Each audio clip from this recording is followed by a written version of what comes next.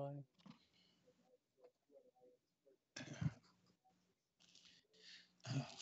I'm gonna open up my devil dog. I figure that would be a perfect snack. I'll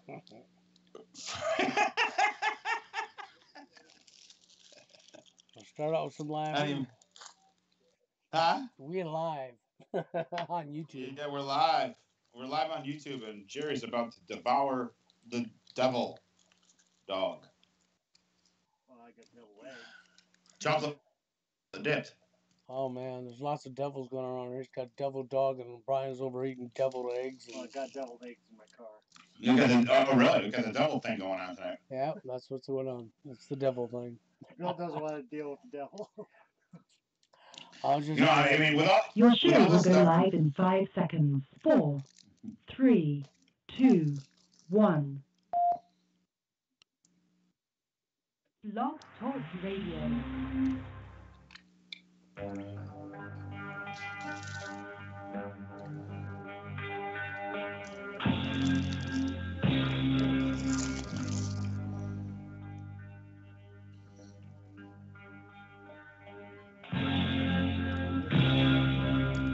Hello and welcome back to another night. And hey, we up here with Jerry tonight. This is my favorite night of the week. Hello, Jerry.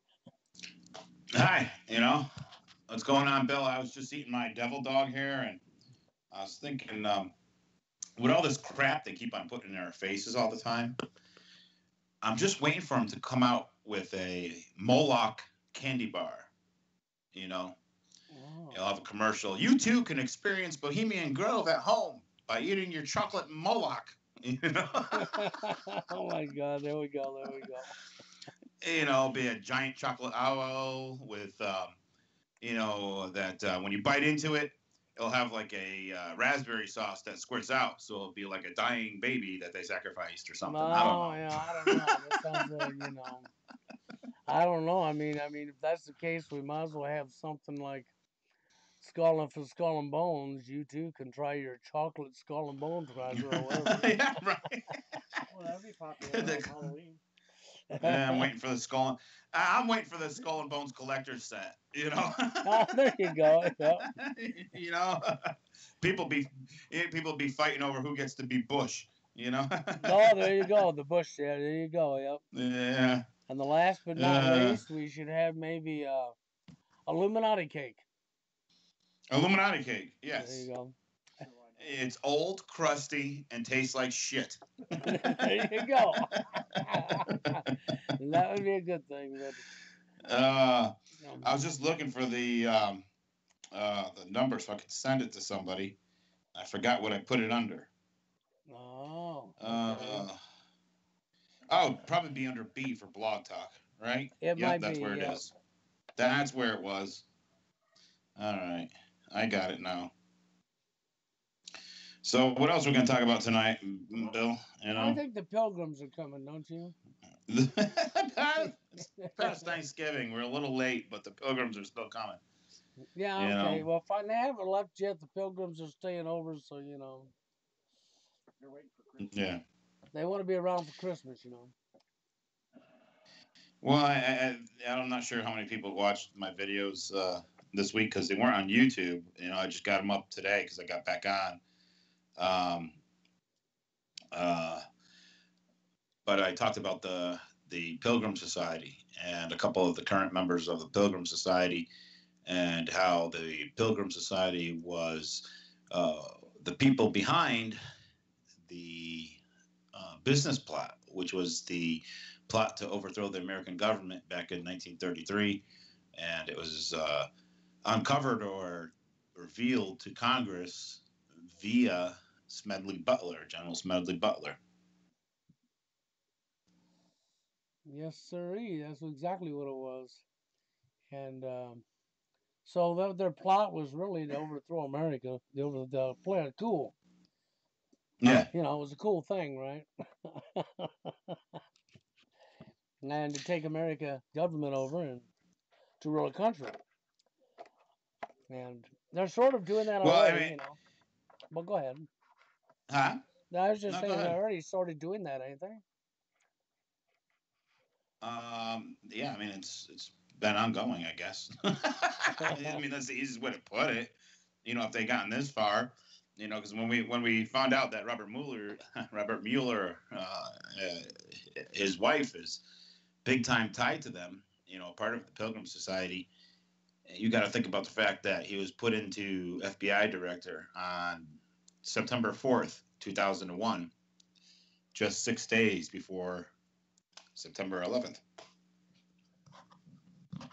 Mm. You know, that's the problem I've been having too. You know, is how we avoid talking about certain subjects.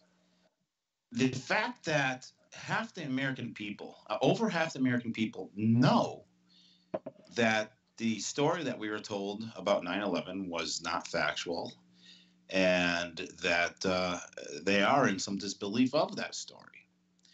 But yet, we have the Bushes.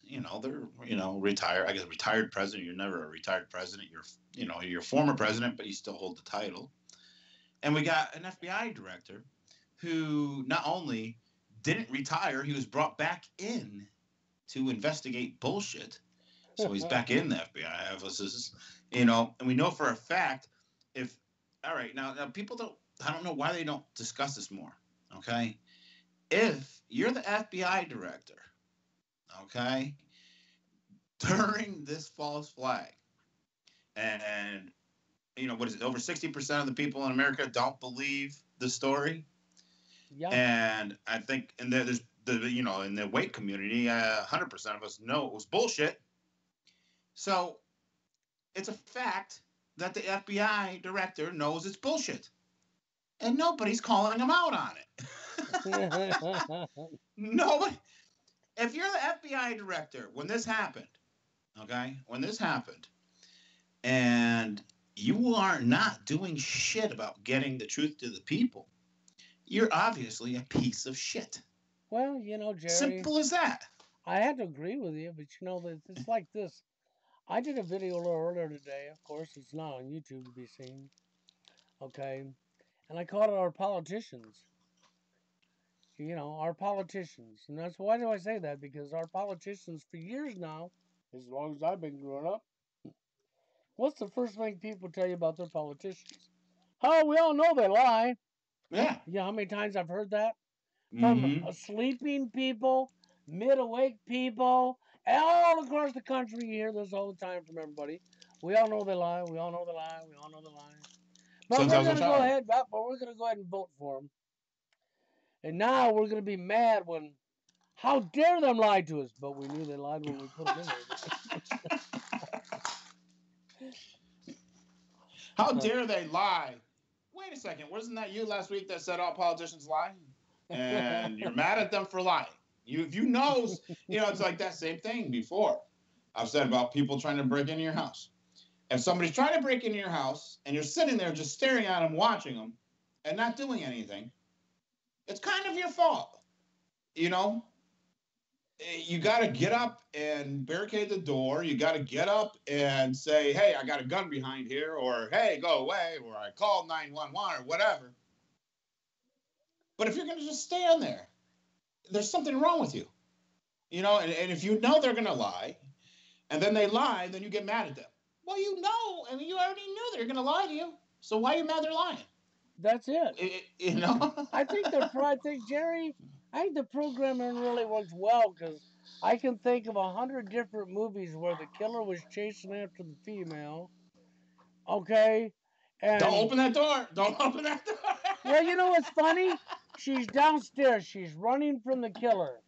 She runs right by the front door and goes upstairs and traps herself upstairs. Oh, yeah. Now, why would you run by your exit out of the house and trap yourself upstairs? I know why. Programming, because our politicians, we know they lied to us. We know they lied to us, but when they lied to us, we're mad at them, right? Yeah, so, here you are, 9/11. What, you think your politicians was going to be honest with you? You knew they were a liar when you put them in office, didn't you? Yeah, I know you think you put them in office, so I'll let you go ahead and believe you did. Okay? I'll even let you allow you to believe you selected them too, didn't you? Right? You know, y'all selected Barack Obama, even though half of you ever never heard of his name in his life till he's put in your face. Yeah. Well, do you think they were going to put somebody in that would risk revealing the truth? They made sure they had who they had in the office. They made sure it was going to be somebody they can control because they're not about to, do something like 9/11 and then have somebody in office that they can't control. So, you know, he probably was the most controlled president we've had ever. You know, because I think when it comes down to it, Bush is just an idiot. And Bush Jr. He was just, his daddy was the one that really locked everything together. I think Bush Jr. was just like, I'm doing whatever daddy tells me to do. So that's how he was controlled. But, I think he he was just a drunken idiot. I mean, I still love it when, remember when the pictures came out?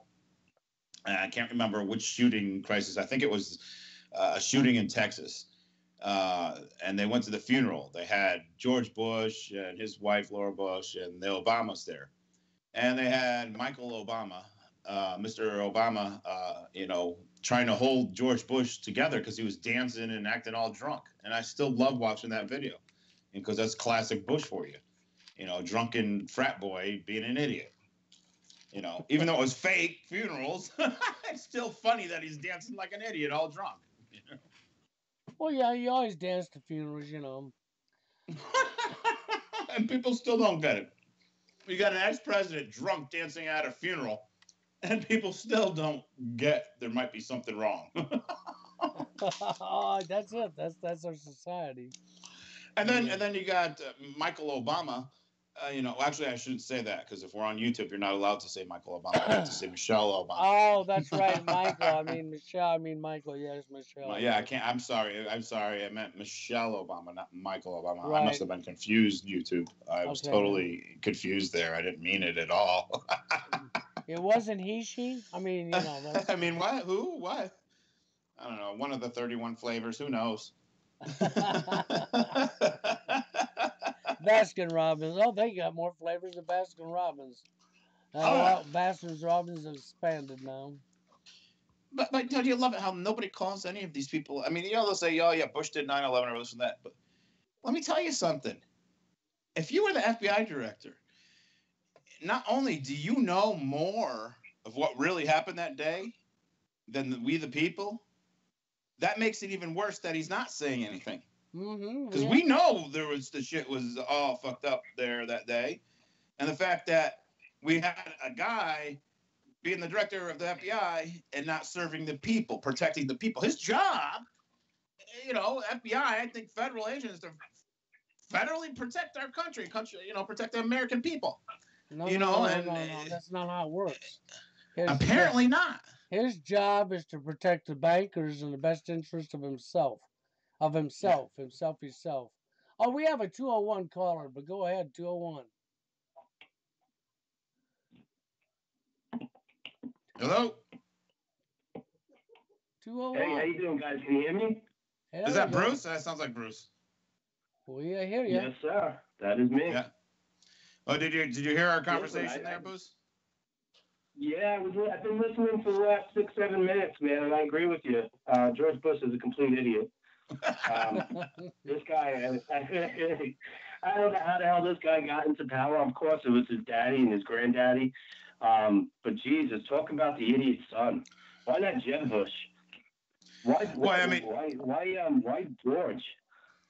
Well, I think Jeb was even younger than George, but there's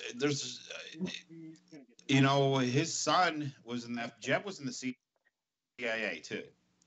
So who knows? He could have screwed up a couple times in the CIA or something like that. Who knows why it went that way? Yeah. But I think there was a lot of dirty stuff that Jeb had to cover up. And really. Yeah, from the way I was looking at it, I don't think they ever planned for Jeb to make it all the way.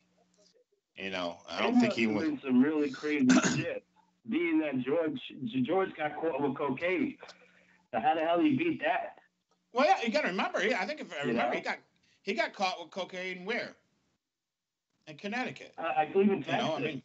Oh, was it Connecticut? Oh, it was in Texas. No way. Yeah, I mean, he got a DUI in Connecticut. It was one or the other. I can't remember. I mean, because he got arrested like twice in Connecticut and once in Texas, if I remember correctly. It was something like that. Wow. That's how you get to be president. I understand. Amazing. Now I know. That's how you become president. You got to have a little bit of coke and a little bit of arrest, and never mind. You have to have some history, so this way they can bribe you. They can bribe you and threaten you. Well, I think I don't know if Bruce has ever heard the story before, but when I was in college, I went to college in New Haven, at Southern Connecticut University. It wasn't Yale. Yeah, sure. But I'm aware of it. Yeah, so I got a job in the radio business, engineering, doing some board work and stuff, and it was basically for chump change and interning, credits and this and that. And one year we have our Christmas party, and the general manager was the son of the owner of Clear Channel Radios. Okay. Wow. Now Clear Channel Radio is now iHeartRadio. Okay. So these are those people which own. They own a lot of the rights to. They own like the Alex Jones show, and everything else. But this is how I know they're tied to Skull and Bones. Is we had our Christmas party one year at Skull and Bones Clubhouse, which is right on the side of Skull and Bones. Wow. I ended up getting into a fight with the general manager that night. It was a bad night for me anyway. It was just a bizarre night anyways. But anyways, because I sold some pot outside and on the Skull and Bones property. Just trying to make my hustle, whatever it was back in the day, get smoking, getting stoned. And I come inside and he's screaming at me. And I'm telling him to fuck off, and I'm all freaking hammered. And so we got into it, and this motherfucker was like, I'm like, dude, you're trying to talk to me. And dude, he had so much coke running out of his nose, all white nose, that it was like on his lips and shit. He was just in the back, just scooping in piles of cocaine. And I'm like, I'm pissed off. I'm like, dude, you're mad at me for smoking a little joint, and you're over there scooping with a shovel cocaine up your nose. And this is Skull and Bones.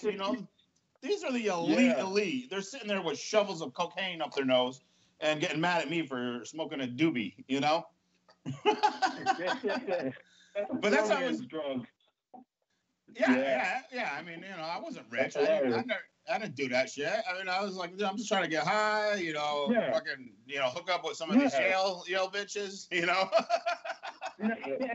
Smoke a little something, drink something. Yeah. That's what I would have done. Yeah. So, Crazy. but the big thing I was just talking about is the issue I have with how nobody talks about how. All right, we can blame a lot of people for 9/11. But why I want to focus, not just because of his wife and what his wife's involved in, but Robert Mueller. How can the director of FBI not know what happened on 9/11? When he was the FBI director on 9/11, he was indicted. He was made FBI director 6 days before 9/11. So he was intent, and they've been planning 9/11 forever. So he was intentionally planned to be put there. Absolutely, 100%. And how many people ever talk about it? Nobody. Yeah, that's scary. Why? I don't know. Yeah. I mean, he was complicit in it. He had to have known. You're the head of the FBI. You have to know.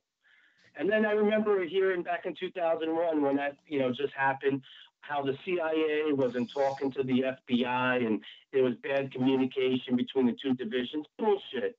I don't fucking believe that, not one bit. And neither should anybody else. Okay? The CIA, the FBI, Department of Home, everybody was in on it. And including Mueller. That son of a bitch, ex-Marine. He screwed our country. I can't believe how many people right now are turning against our great nation, man, for money, for power, whatever the hell it is. Wow. I can't believe it. I mean, Jesus. Did you see what You're Zach talking millions of people. Yeah, Zach was saying Robert Mueller versus Donald Trump. It's an ongoing number show. Is that what he's saying? Yeah. Yes, that's what he said.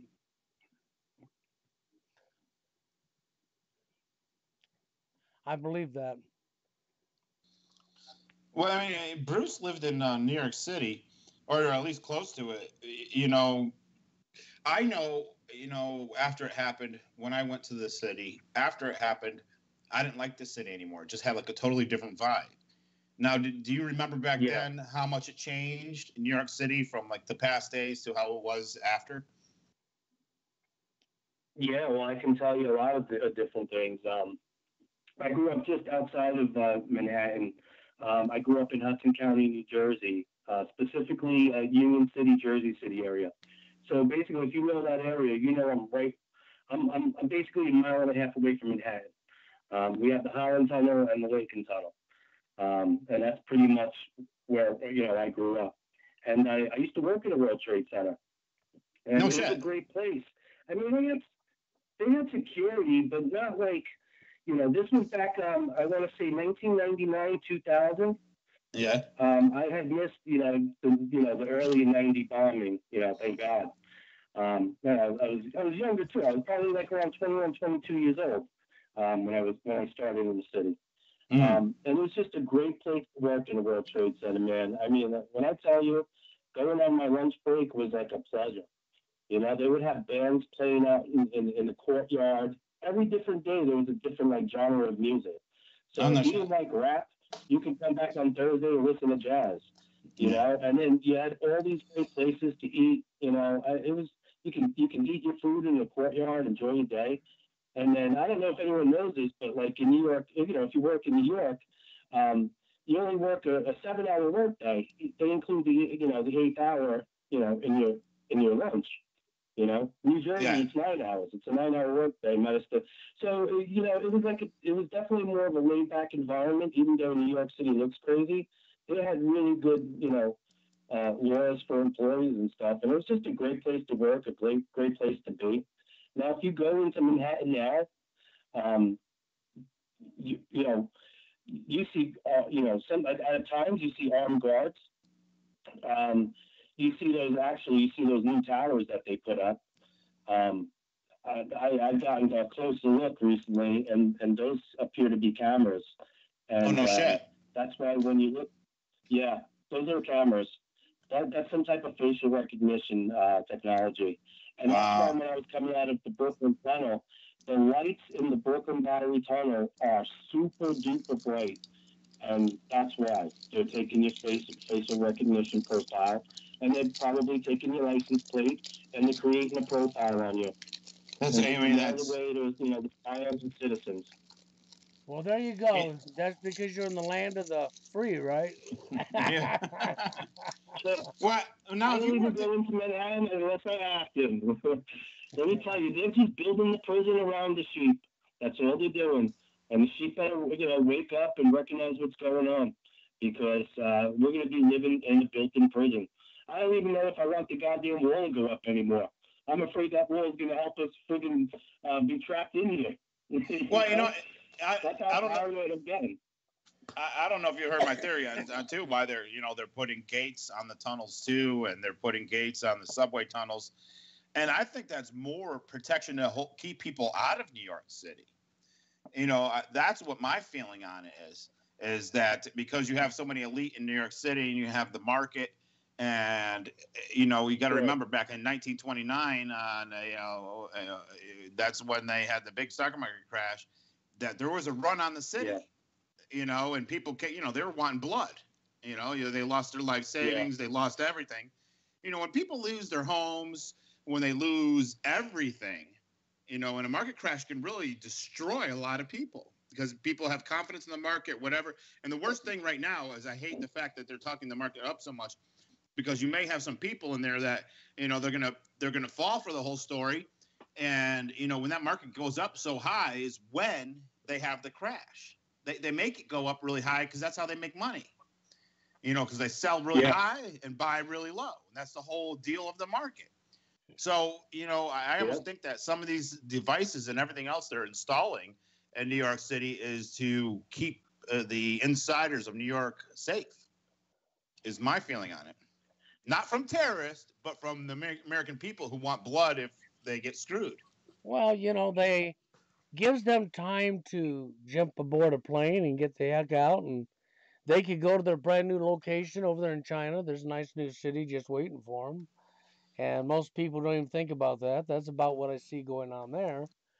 And You know meanwhile, that would be interesting to know is if Bruce might be able to find that out is if they're putting some of the same precautions. What tunnel goes over to Long Island from Manhattan?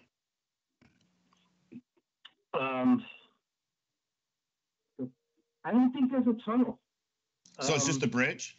Jesus, I take the Long Island. From Manhattan, I can get on the Long Island Expressway. Expressway, yeah. To Brooklyn, I take to Brooklyn, I take a tunnel. To Queens, there's the 59th Street, tunnel. Bridge. There's bridges everywhere, Long Island, I don't think there's an actual tunnel. I think it's all, it's all highway, pretty much. So last time I went out there, I don't remember being in the tunnel. Well, so the thing is, if they're not putting anything, any protection that will, they're putting up as defense from New Jersey or from the Connecticut side, but they're leaving it so people can get out to the island free. That's going to get people out to JFK if they need to. So they're blocking the city off and allowing people. Yeah, because I don't see them like if some. Yeah, I'm sorry. Well, the way I look at it is like this. I mean, if people are looking for blood, if there was ever a market crash or anything like that, they're going to come in from northern New York. They're going to come in from New Jersey, and they're going to come in from Connecticut. Those are the ways they're going to be coming in. Long Island, in Long Island, there's people there, but a lot of the people are New Yorkers, so they're not going to do anything. So it's a quick hop to get over to JFK, and as long as they got a clear path to JFK, well, they have the rest of everything blocked off. They can even get a lot of their elite out of there if there is a run on the market. Yeah. Well, I think I have a feeling like they'll be long gone. Yeah, well, they're going to stick around because they ain't going to stick around. Well, I think that they're going to know ahead of time. They know about it and they're in on it. Yeah, that's true. They're already going to know the market's going to come down, and I'm sure they'll already be gone, relocated, and that's when the market will come down. That's when you and I'll find out. It'll be like a thief in the night, and they will already be relocated. But you know what my answer to that would be? That's when the people should just create their own currency. Oh, yeah. Walk away from their system. Create your own. I mean, if we don't walk away from their system... if you did. I mean, yeah, but that's the thing. Everybody's stuck up with their system, their tools. And the only thing that I could see them ever, Zach mentioned taking over the media, and I think that's a great idea. But you still have to have a way of maintaining it, and you need to walk away from their system. Outside of that, you got to walk away from their system. Who says we can't create our own currency and stop using theirs? And let's not have it debt. We don't have to have it based on debt. The U.S. dollar was based on debt. Interest for every dollar that was printed, but they never print the interest. That way you're always in debt to them.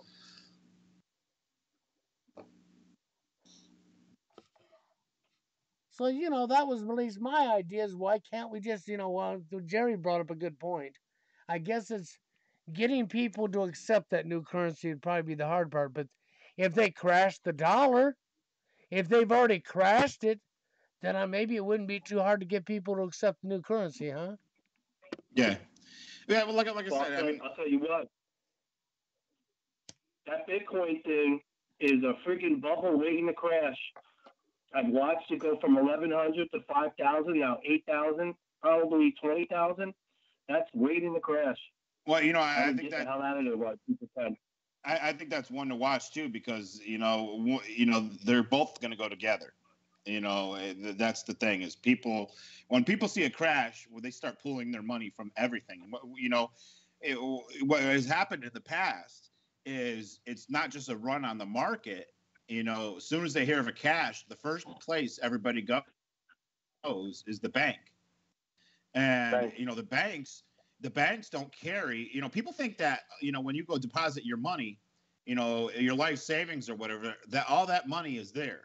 That everybody in your town or whatever, they think that all that money is there. The money's not. They have to order money, and that's why if they keep a small. They have see the central banking system works like this. All right, you have your branches. Your branches are if you live in a mid-sized city, you might have 3 or 4 branches of the same bank. Okay, well, sure, absolutely. And then there's one bank that's picked, as like the main bank.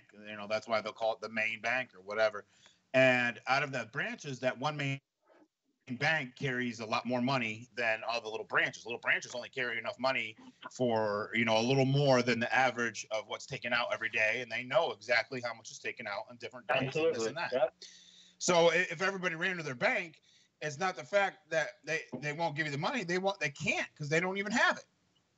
And even in that major central or that main bank has a little bit more, but it still can't cover all the branches because that's governed by, a higher up centralized bank, and so it trickles down. So people are going to run to these banks and there's not going to be any money, which is going to cause problems.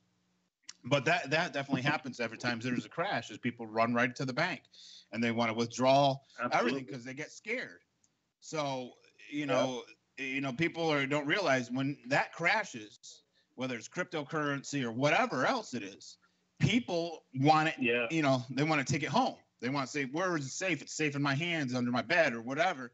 So there's going to be a run on whatever, and there's going to be a major sell-off on whatever is held in cyber world or whatever's held at your bank or whatever. And I don't think people realize that. Just because there's a crash in the market. You cannot think that there's not going to be a crash in cryptocurrency because there's definitely going to be a crash in cryptocurrency. Oh, it will be. Absolutely.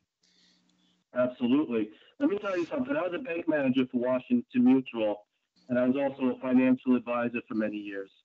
I didn't know crap. I was a young kid. I got into the business. I didn't know anything about finance. I had to study the history of interest rates and all that great stuff. Every market collapses. I mean, it's just the way it's a cyclical, business. That's why they tell you, anytime you invest, it's a long-term investment because it could go down 60%, but it could also rise 60%, and that's what you explain to your clients. The problem is with these Bitcoins, and I purchased Bitcoins, but I use dollars, right? So if the value of the dollar drops to shit, what is the Bitcoin going to be worth if it mirrors the value of the dollar? Exactly. That's what I don't understand. So it's like if the dollar falls, the Bitcoin's going to fall. Why is everybody looking to it like as if it's gold, like if it's the standard? The only thing that you can buy in a bad market and in a market like this, because this is an inflated market, this is completely artificial. It's going to burst soon, probably by 2020, like everybody's predicted. I think it was in the Phoenix magazine, if I'm not mistaken, that our currency would be replaced by 2018. So it could even be, God knows, it could happen tomorrow. Well, that's it. We're at that point. Yeah, we're at that point. With the IMF switching the special drawing rights, with the Chinese gold exchange getting started up, and with the rabbis telling everybody they're going to move to the Asian market, they're already telling it. They're telling you, hey, we're leaving. We're leaving. It's just a matter of time. Now, here's the thing: is I think for power purposes, they like to crash the market so they can make money. That's how these people get rich. But they can't lose control for too long. So I think what's going to happen is they're going to move in with a new currency, and I think it's going to be backed by the yen. I think they're going to have, come in and say, hey, China's going to loan us the money to float the economy, and we're going to have no choice. And they're going to make it like, that's what I'm thinking. It's the only thing that makes sense. Right. Because if that happens, we're completely done. We're done, and people don't understand that. We're going to be broke. We're not going to be able to afford a phone or internet connection after that. We'll be able to afford some of the cheap Chinese crap, but the problem is now that they're moving over to China and want to exploit the Chinese market, the price of that cheap Chinese crap is going to get more expensive. So that's going to be something else people have to think about is it's not. so much that they'll come in and save us. That'll be great. They'll stabilize the economy a little bit. But the cost to buy all your trinkets and junk, whatever you buy, Chinese made or whatever, is going to cost more money. So they're going to leave you in a position where you can't, the whole thing I believe in here is, to overtake a country, you have to put the citizens in a position where they're desperate. You have to put them in a position where they're not going to fight back. So, they can't totally destroy it where everybody's going to run out and shoot everybody. They got to make it so you just get by. So you're going to be dependent on the state. And when you have a country like China, which is a communist state, they're communist. So part of that whole thing is we're going to give you just enough to survive. So they're going to give us just like, that form of communism, enough to survive, but leave us on a chain where we're going to be too scared to do anything because it could make things worse or whatever. And you and I both know it's hard enough to get people to stand up for anything nowadays, and they know that. Oh, that's hard. Yeah. That's so hard because I just wish people would stand up, because it's so simple to beat these people if people just realize where these idiots get their power from, where they get their military from. If people would just realize that and stop complying and walk away, stop complying, you could beat them overnight just like that. I almost think there's some people. The problem is we have to wake up all those sheep. That's the hardest part. Try telling people that, like, what they're seeing on the news is full of shit. If they would see that, it would be a whole different world. Well, the problem is that, even from what I've read, if you read some of, I believe it was back when I read it was either the Rand Institute or Brookings. I think it was the Rand Institute that wrote about it. Is when they, talked about their mass brainwashing programs, they came up with the statistics that no matter what, the best case scenario or the worst case scenario for us is that 85% of the people will never wake up. They didn't call it waking up, but that's basically what they said within their own reports. Now, the thing about it is, we know a lot of these NGOs are bullshit and everything else, but when they do certain reports, like reports on these type of things, they're fairly accurate because they want to know these numbers. They want to know how many people are going to be a problem or what's going to be a problem. So when I hear, percentages like 85% are just never going to wake up, I actually believe that. Because that's the way I see things around me today, and I think everybody else sees it. There's just that many, that only maybe, 2 people, out of 10 are actually going to see through the crap if you're in a room of 10 people. Yeah. And unfortunately, I don't think they give a shit. I think that's what it is too. Well, yeah, it's part of the flow. The person really just doesn't give a shit. Well, that pisses me off. It does piss me off because you know what? They've been trained to not give a shit. And they've been reassured that nothing's going to happen. Yeah. Fucking retarded. And so what do you say about those people? Well, you know what I call it? I call it dying of stupidity. Because they want their population reduction. They're getting it through all kinds of ways, as we already know. Through the ongoing war, through the GMOs, through cancer, through all their stuff. But if they decide there's too many people yet, these idiots don't realize the gun's going to be to the back of their head, and then they're going to be whining. I'm going to say, what are you whining about?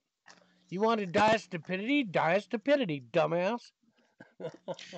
Well, I almost think it's going to be worse than that because, with their new technology out there, they have the technology. People don't understand these GMOs and everything else, how these CRISPR gene splices happen, and they're tracking everybody's DNA and blood, and they want to vaccine everybody.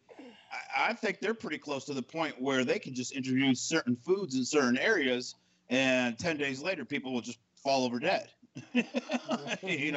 because the way everything's spliced. I think that's true. They're not going to need it. That's honestly realistic. Yeah. Yeah. They want to scare you with these giant guillotines they have at all these places or whatever. But I think that's more of a psyop. Yeah. I think the technology is at a point now where it's more dangerous than the old-fashioned technology. That doesn't make any sense. It doesn't. It doesn't. I don't think they guillotine us. That's like they ordered that for some fucking Hollywood prop, and they had to make that public. I think that's a psyop with the FEMA shit. I'm not buying the whole FEMA shit. No, I'm not. The Walmart cans. I think I looked into it. It's not making sense. Well, no, I mean, there's camps and stuff there, but I think more or less that that's they're so small that would be just a small amount of overflow for if something in the economy did hit the fan, or whatever, or if they tested out a virus and they wanted to control the outbreak or whatever. Because you got to remember, they always think about how whatever they're gonna do, they're gonna have something, the order out of chaos is whatever they do is some way of fixing it or some way of stopping it. well, the FEMA, So Yeah. well, the FEMA back, camps, and the guillotines and all that crap, that's used every 4 years just before election. yeah, they do it all the time. It's just like the world's Yeah, gonna end I every believe 4 years. Oh yeah. There's a planet out there that's gonna smash into us. Or we Yeah, haven't had an earthquake in like 3 months on the planet. But there's this planet that's gonna smash into Earth and kill us all. yeah. Well, you know when you're gonna hear about Planet X is about 8 months before the next election. Then that's gonna be a big thing again. That's when it comes around. It always comes around right before the election. Yeah, they're not here coming. Yeah. It always just misses Yeah. us too, don't it? It Yeah. just misses every time. But don't worry, it'll be back in 4 years. Well, it brings me back to by a billion miles. I think it brings back to there's a lot we don't know about our own planet and our own history and whatnot. But one thing I'm starting to learn is there's one thing that these people have always done, and nowadays they call it the craft, but they've always practiced a form of black magic. And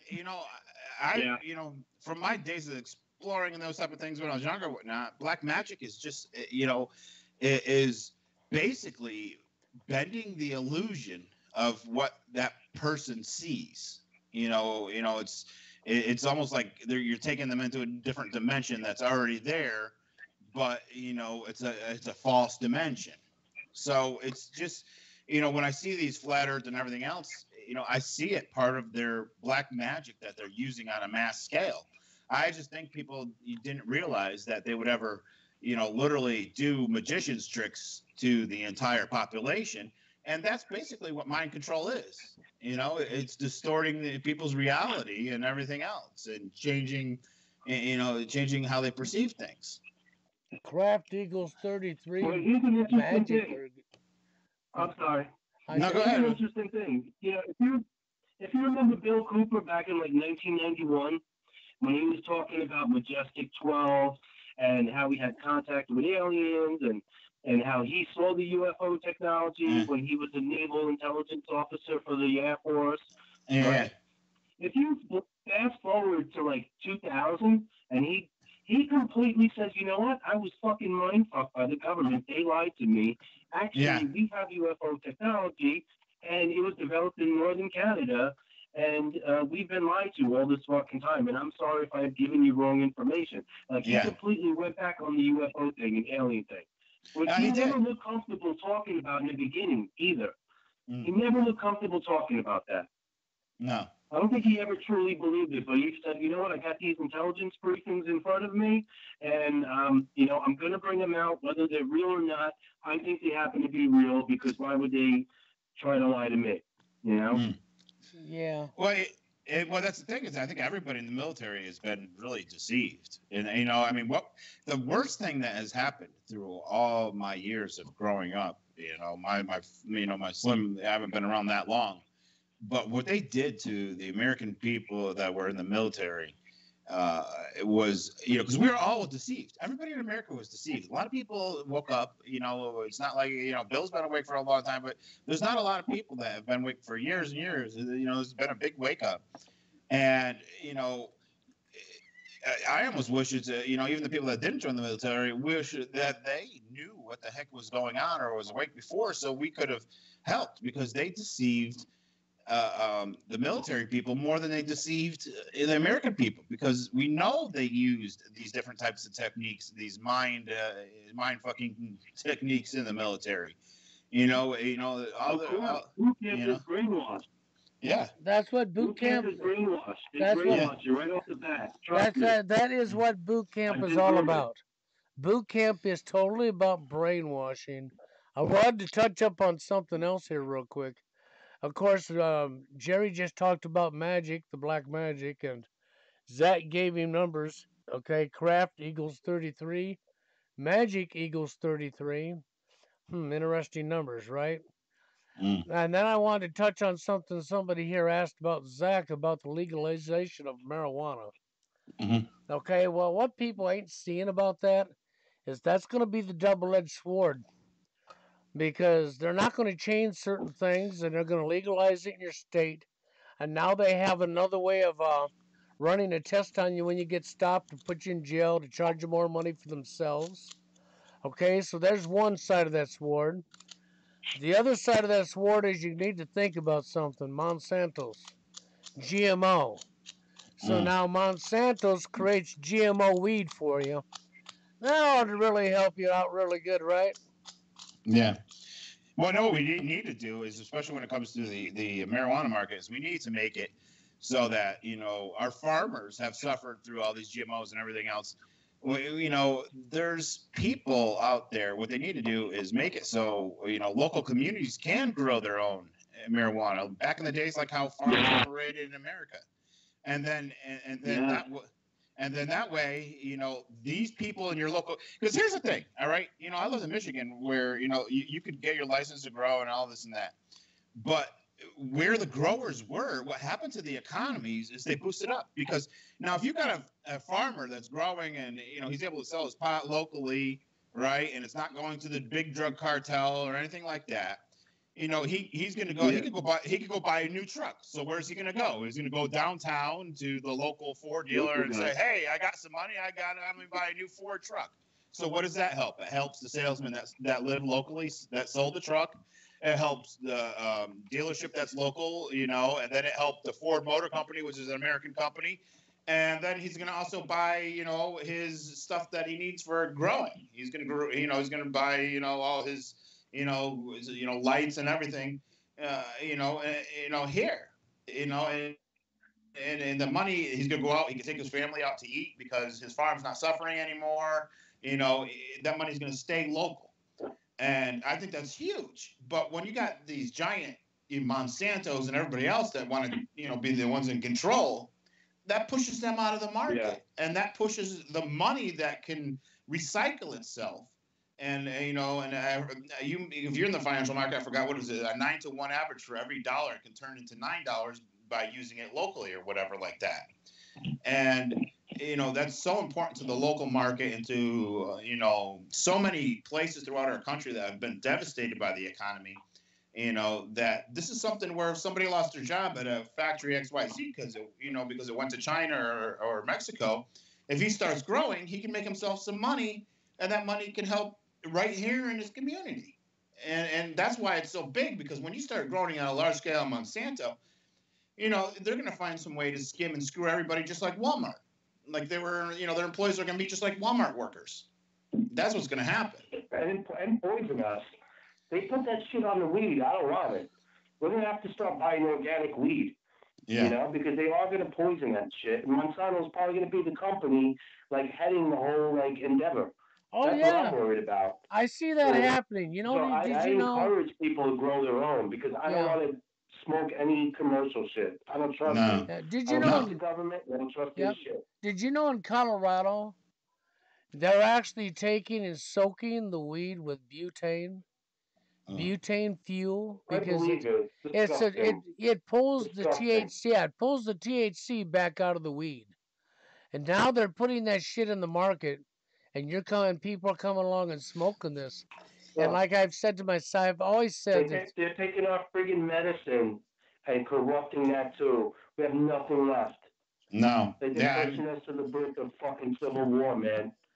And I mean, they're poisoning us from the sky. They're poisoning our water. They're fucking drugging us. They are leaving us no choice but to fucking fight back, man. And anyone who doesn't see it, I mean, is living in a fantasy world. I know I'm preaching in choir with you guys, probably, with all your listeners. But for the people who aren't awake, man, wake the fuck up. I mean, stop talking about Antifa. We have a lot of big fucking problems. Antifa isn't one of them. No. Yeah, I mean, that's That was a whole word. psyop in I'm itself. gonna let you gentlemen. Oh man, everything's a goddamn psyop. I live in a fucking fantasy world.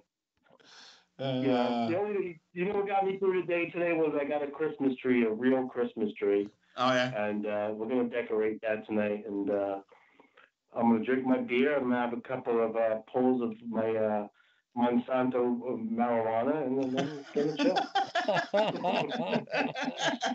All right, Bruce. So you guys be good, man. Take it Uh, easy. Have a good one, man. And I'll talk to you. All right, Jerry? Thank you you too. guys. Be good. All right. Okay. Yep. And bye, Bruce.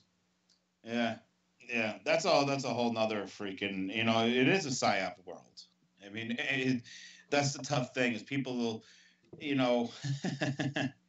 Hey, I get yelled at when I uncover a psyop or whatever because how do you know that's a psyop? I'm like, once you start seeing these psyops and how they do them and everything else, it comes to you easy, And the problem is, and I look at it like this: how many times I said this is prove me wrong. There's been a couple times I've been wrong, but it's rare that I've been wrong when I call something out. It's rare. I wish that I was called out more often, but the problem is, you can yell at me all you want, but prove me wrong. When I say something's a psyop, probably it's a psyop.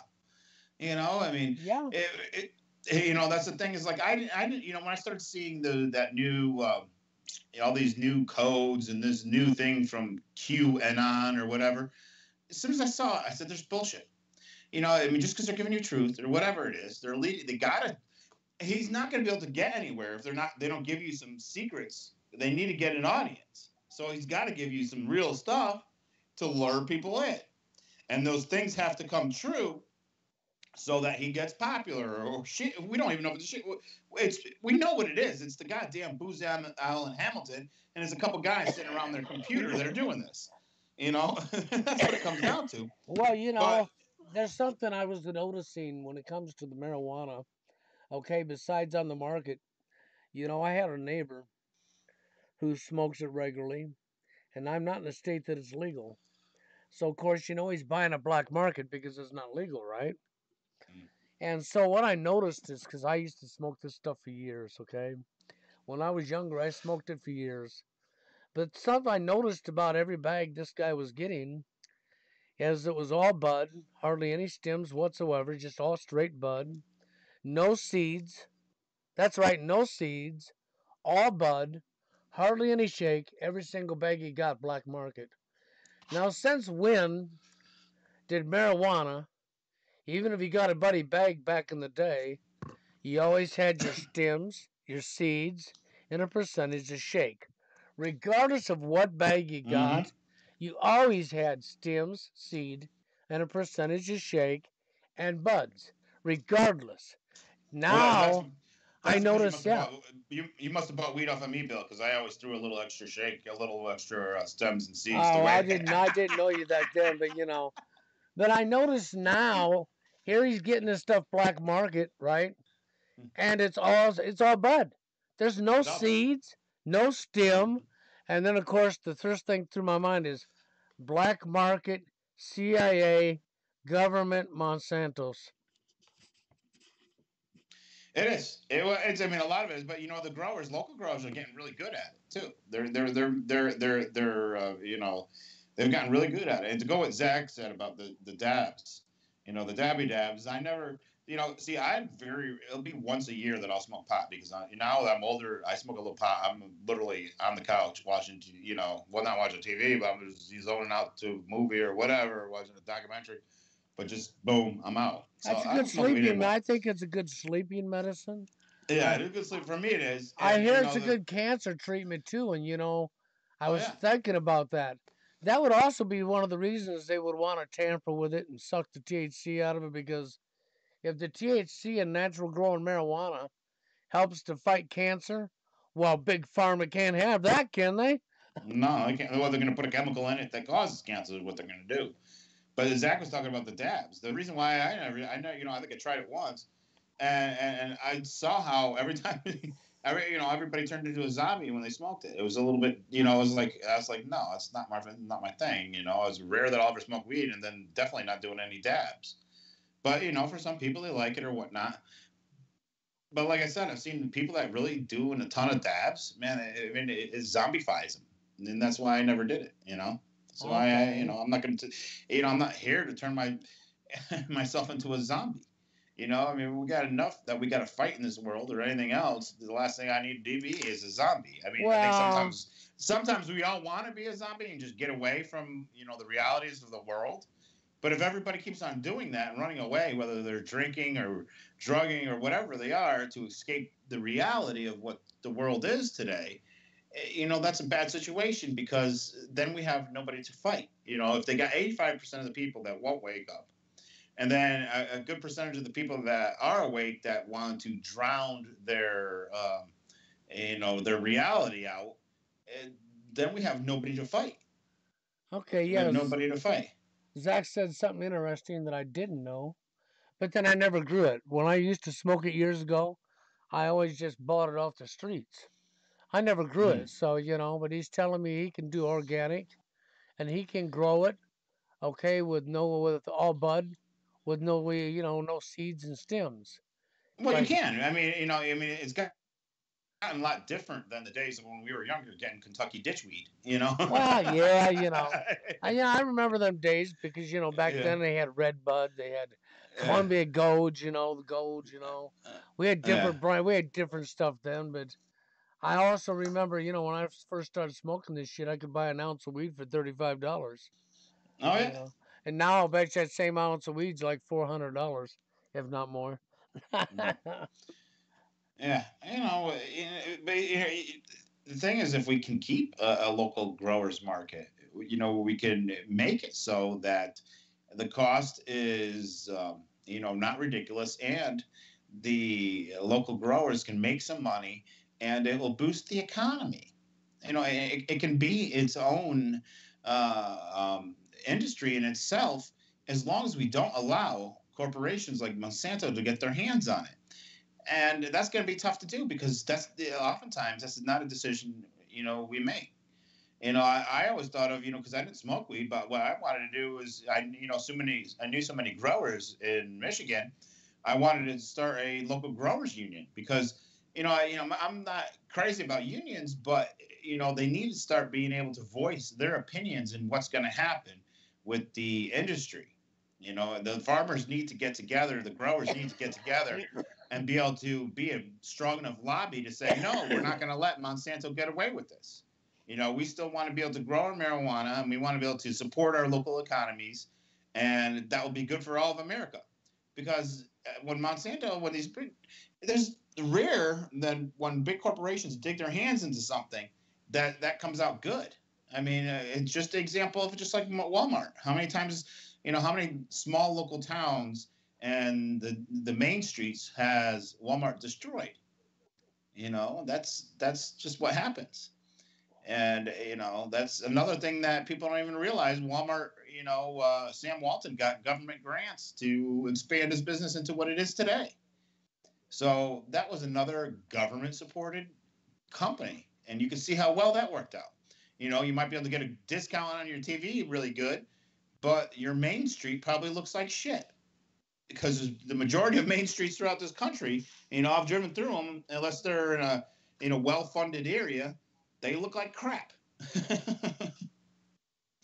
Well, know? yeah. Well, we're already pricing a zombie apocalypse as it is. I mean, I say zombie apocalypse because I look at all the BS.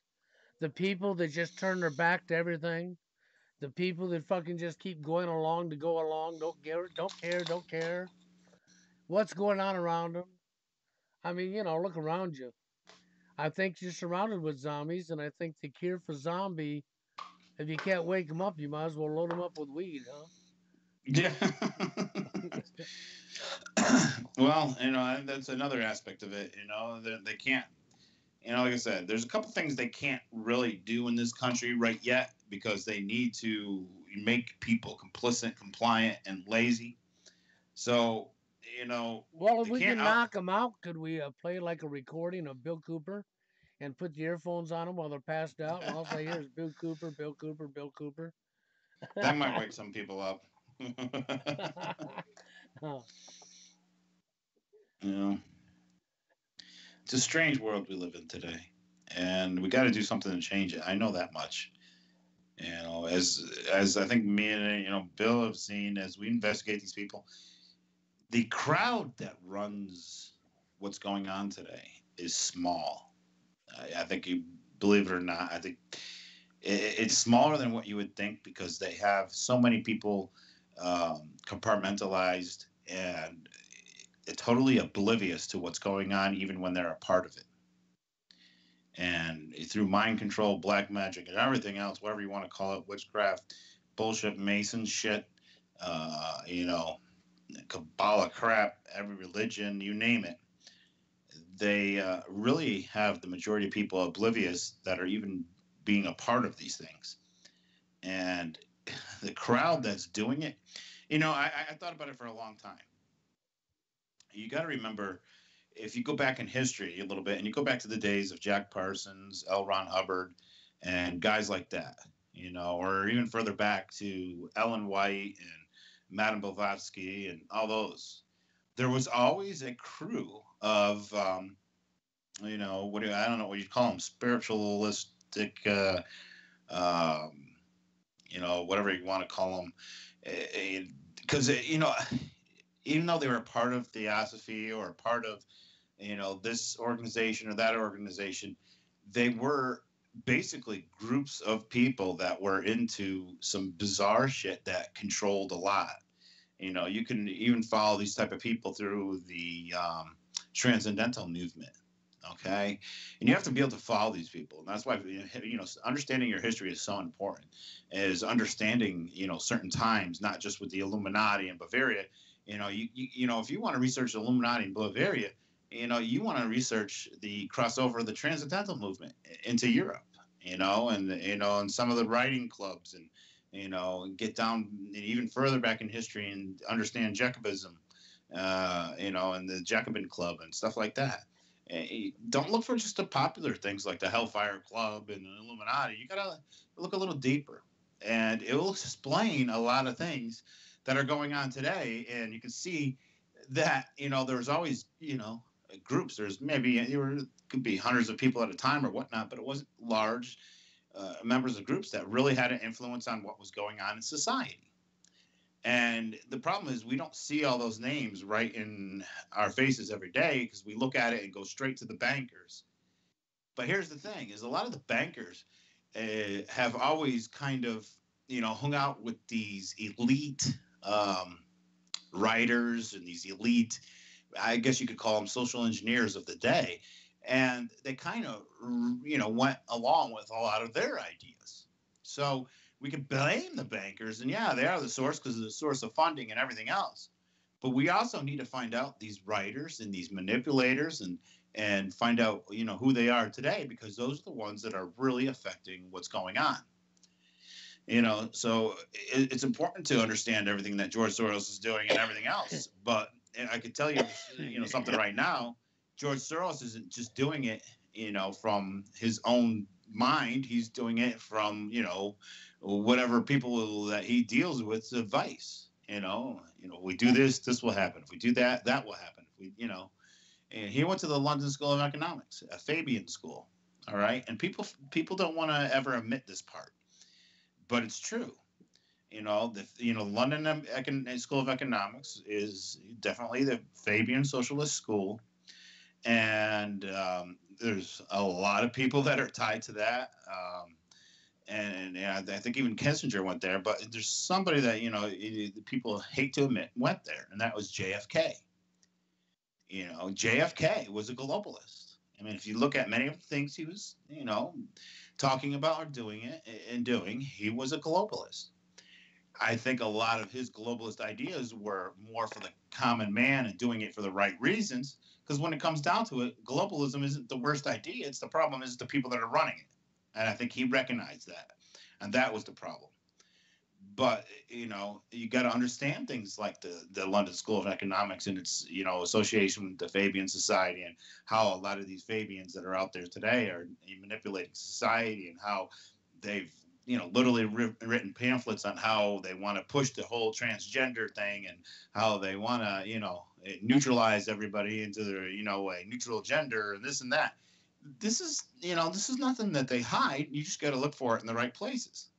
And so many people are out there taking a side on this or that, not even realizing that if they read some of these pamphlets or some of these papers, whether they're from the Fabian Institute, the Rand or Fabian Society, the Rand Institute, or the Brookings Institute, or whatever, that they're just taking a side that was prepared for them. That they wrote, well, we need people to take this side, and we're going to do this thing, and then we need people to take this side. But we also need people to take the other side for this division, for that division, and so we can get to this common goal over here. So oftentimes, you want to yell at these people because, if you do understand and you have read these things, you see that these were planned situations. And that when these people are thinking they're doing the right thing because they're against this, or the other people are thinking because they're doing the right thing because they're against that, they don't even realize that they're being against this or that was planned. Oh, we know there's so many people going to be against it in this kind of a way, and we need them to be against it a little bit differently. So let's manipulate that whole community of those type of people that are against that thing to go a little bit that way. It's, you got to think of it. It's like directing a boat through shallow water. If you take a canoe into a low shallow water, well, you got to look for this little little area that's a little bit deeper over here. Hold on, let me move a log over here, and slowly direct it where you want it to go. And that's what they're doing with society. And it's not so much that they even hid the fact that they're doing this. You just got to understand where to look for it to learn how they're directing society, so you can realize, well, maybe I shouldn't take either of this side because that's what they want. A lot of people are getting stuck doing things they want, and when I know they're doing things that they want because I read it, I get mad and I'm like, no. But it doesn't matter, because even if they're awake, they haven't done enough research or understanding of why they're even thinking or feeling the way that they're feeling. Yeah, that all makes sense too. Oh, Which in and like I most said, cases is the case. Most people don't understand something, they take a side before they even know what they're siding with. yeah. Yeah, I mean, I think Zach's right, because that sounds about the right year. 1884 was around the year that the Fabian Society was established. And that sounds about right. You know, because I believe it was the 1880s that was established.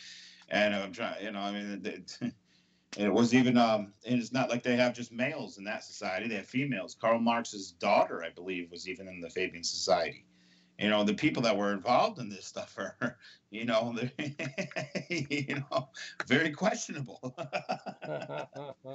you know, yeah, there's a lot of people have forgotten when they're researching. You know what happened? It almost seemed like with all these false flags that came out in recent years, is they gave people stuff to research, and people are not researching the right things. Like I think I was lucky that when I woke up or whatever, I started researching, a lot of historic things and different things. But they're giving people nowadays with so many false flags stuff to research. So they're not, if you're spending all day researching the bullshit that went on in Vegas, and that is important to understand that stuff and reveal that stuff, but you're not understanding the London School of Economics, or the Fabian Society, or of George Bernard Shaw, who was also a famous Fabian, or so many of those people of back in the day. You're not going to get it.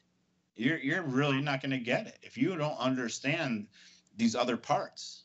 If you don't understand these institutes, these foundations, and I'm not just talking about the Clinton, these ones that have been around for a while that have really been making influential decisions or suggestions or whatever you want to call it. Just staring at the Trilateral Commission or the CFR is not going to do it. Because there's, just because they're the CFRs out there saying, oh, well, we want to suggest that you have policy that says X, Y, Z. Well, you don't realize that there are people from the Brookings Institute, from the Rand Institute, and all these other different institutes saying, well, we probably should push this XYZ policy. And then that's how it gets, turned over. So you can't just look at the show that's right in front of your face.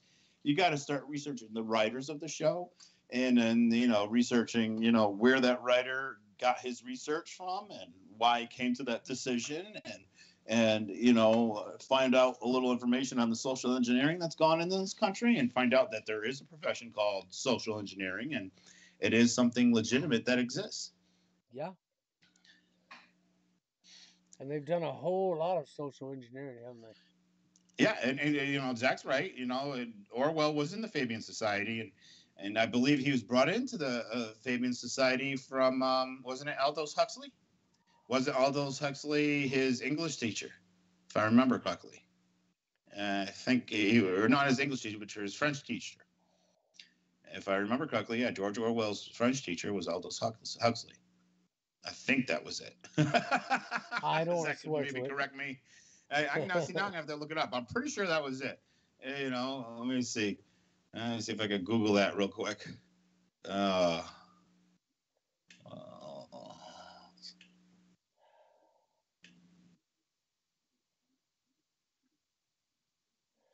okay. And Aldous Huxley. So I was right. See? I can't even prove myself wrong. You so could yeah, it was try. Aldous Huxley. And I think if people know anything about the Huxley family, that's your famous eugenics, uh, Darwin, Gates family. They're all connected. They're all related there. And the big eugenics pushers. So, that's a scary thing. And, that's another thing, too, is, I mean, you got to look at it like this. When you got people like Gates, who's related to these people, I can almost guarantee he's probably a Fabian, because there's two Fabian societies. There's one in America, and there's one in in England. I mean, how many times? But how many? I forgot what I was gonna say. I just saw something, but I totally forgot, Bill. I totally forgot. That's how it goes, Yeah, I got distracted.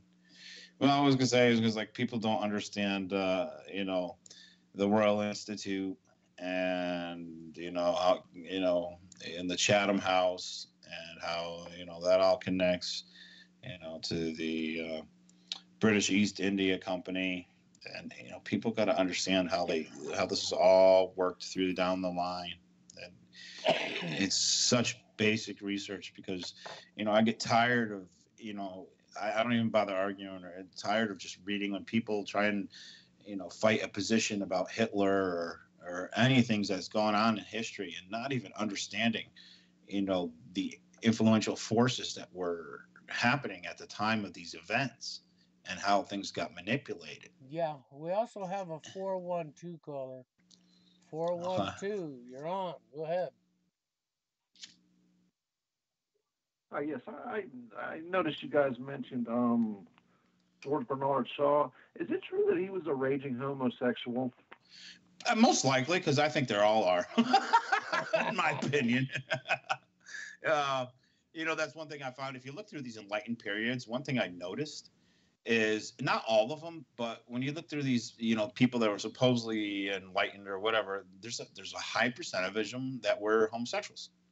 So I wouldn't doubt it. I think I read, a little bit about him once. I just, I brought George Bernard Shaw. I haven't read it in so long. I don't recall it. But, when it comes to, these Fabians, the way they push so much homosexuality, why not? I mean, it would most likely be true. Yeah. Well, I think he was trying to troll us. Because I think he was trying to troll us, because as soon as he said that, he hung up real quick. Oh, okay. Well, whatever. I mean, I don't think he could be so far off. I mean, when you talk about Fabians, they push the whole gay and transgender issue. So most likely, there's going to be a lot of members that are gay or transgender or whatever. I mean, they wouldn't be having this idea. I mean, that's part of the deal. So we know how often, when these manipulated people, whether they're manipulated people, we know when the MK Ultra um, population, we know that the gay and transgender and whole deal with LGBT, the whole deal is a higher population of these MK Ultra people are also that part of the LGBT community.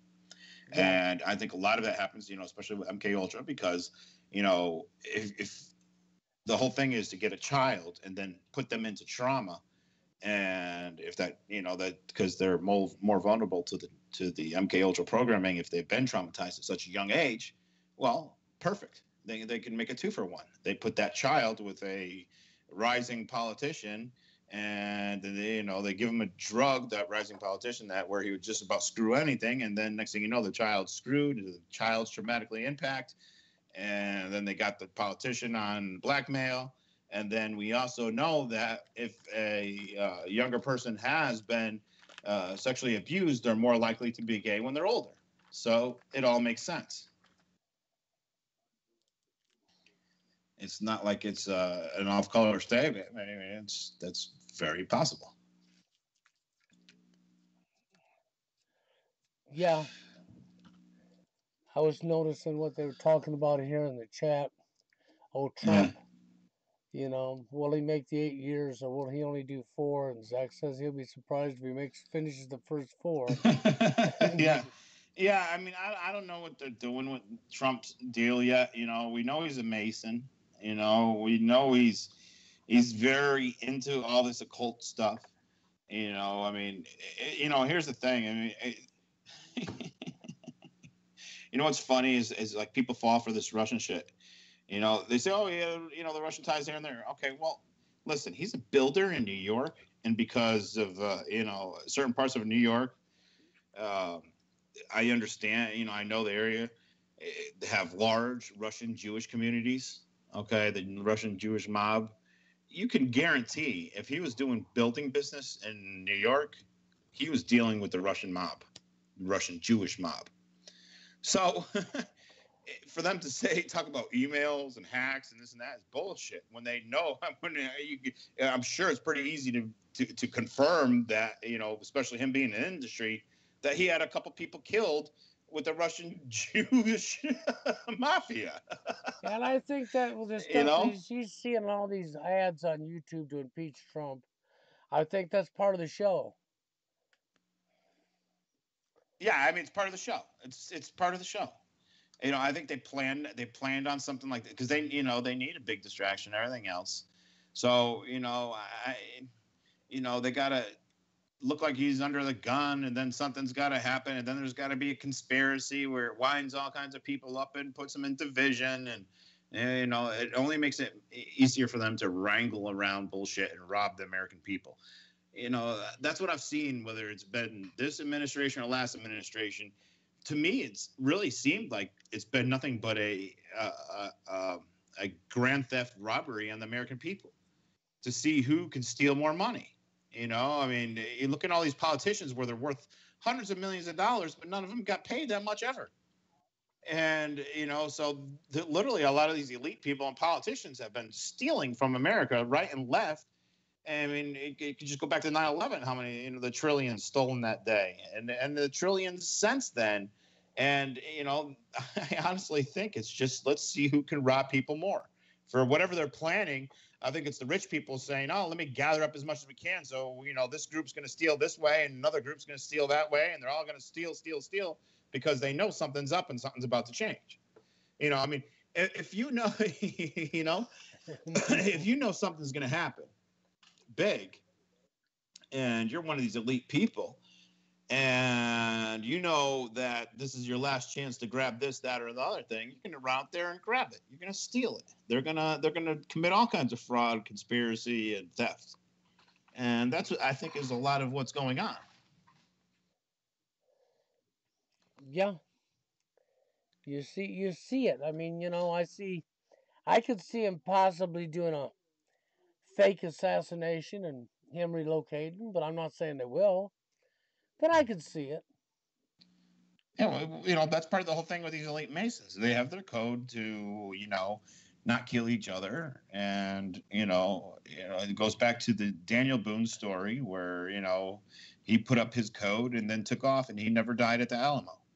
I believe that because throughout history, that those times where part of the Masonic code is, all right, if we got you, you're about to die. Well, here we go. Part of the deal is we got to let you go, but you're not allowed to ever use your name again, and you can't ever come into the public. And I think a lot of that goes on. Yeah. And it's after, well, honestly, he's planning a revolution and shutting down the Fed. I'd love for that to happen. I think Mm-hmm. they're going to make it just so, they got so many people that want. Hey, come on, look at how many few people that we got going to the Sandy Hook. We can't even, how many, I'm begging people. And then you got, the truth community, thank God for you and Zach and, people like, Side Thorn and Conspiracy Community, everybody else. They don't want to know nothing about it. And it makes no sense that they would want to know nothing about it. A Sandy Hook protest to raise awareness for it, the false flag. I mean, if they got that many people that even in the supposed truth community that won't even get off their ass or care about doing something, how the hell are we going to have a revolution? That's what scares me. I think a revolution would be a good thing, but how the hell are we going to actually get that to happen? We can't. They got so many people controlled. They did the whole psyop for people to, feel bad for the police again. They had the Antifa, these scumbag idiots that look bad no matter who you are, attacking the police. So what happens? All the right-wing nuts that are the most dangerous, not right-wing nuts, but right-wing people that have guns or whatever, that have guns and know how to use them, or vets. Well, now all of a sudden, we've got to support the police. When, in theory, those right-wing people that have guns and everything else should be the ones, making the police scare them, making the police fear them.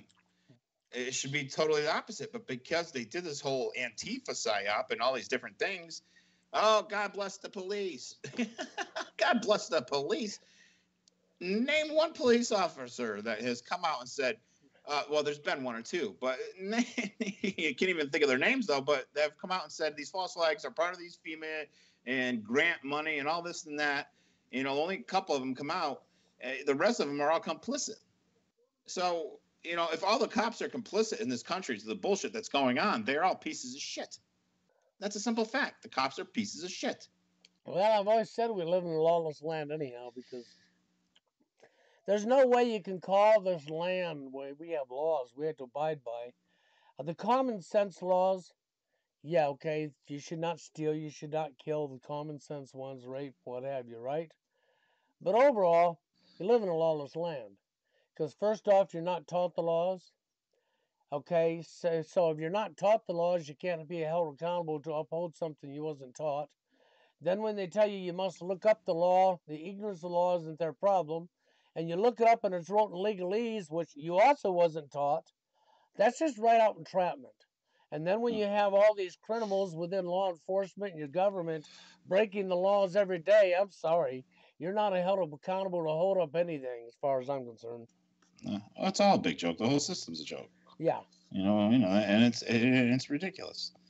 And it's a fight, to get people to understand it when they're so supportive of it. They've been trained to be supportive of it. They need their protection. When they don't even know that behind the scenes, half these cops are the ones bringing in the drugs to the cities and everything else. They are. They bring it in, they protect the people they give it to, and they arrest everybody below them. Yeah. And then they make sure that system keeps on going. It's a revolving door. It's nothing but entrapment. Yeah. You have a complete corrupt system all the way from the top to the bottom. Court systems are nothing but a criminal cartel. Yeah, the judges are the worst. Honestly, I think every judge in this country needs to be hung. So I'm not off the beat when I say, when Zach says we need a revolution. He's correct. We do. Yeah. We need to take over the media. He's correct. We do.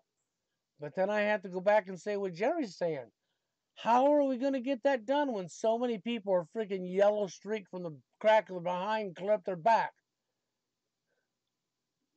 scared shitless, won't get off their butt to leave the computer to do anything.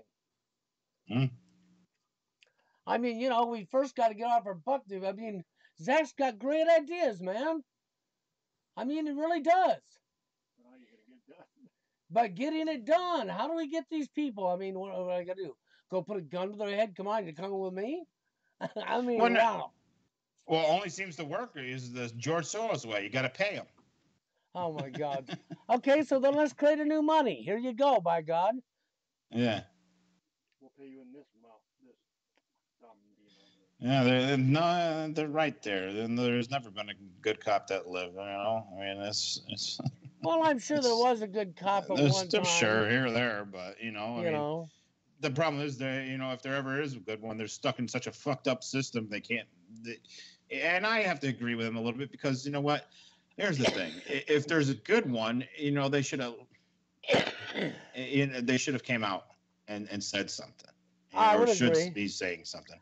And the problem is we can't say that there is one because none of them are doing it. I mean, that's the whole thing. If the whole thing of natural law rights. I mean, if you know something bad is going on, you have to do your effort to stop it.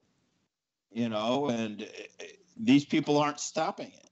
They're participating in it, even if they may be good or not want to. They're still being complacent in it by ignoring it. And that's just like the rest of the American people. They're being complicit in it because they think a meme is saying no. When you put a meme out there or you put a video out there, that's not saying no. That's telling the computer, I say no. You got to say this you got to get out there and say no to these people's faces. Oh, no, they wouldn't do that, Jerry. You know why? That means they'd have to take responsibility. I might have this, might. He might get mad at me. They might punch me even. I might get hurt.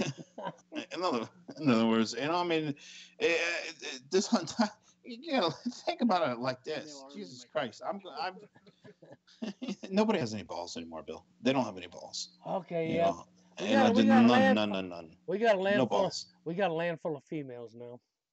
We do. It really is. I mean, I'm sorry. I mean, people get mad at me when I say, I mean, just last night, you saw the comments when, I asked Truth Seem Media to support her, and I knew they wouldn't because they signed non-disclosures, but I just wanted to put it out there to support and how many people jumped on my throat for having a Sandy Hook protest. They're not even disagreeing with that it's a false flag or anything else, just saying, oh, you can't, they won't make a difference. It's stupid for having it.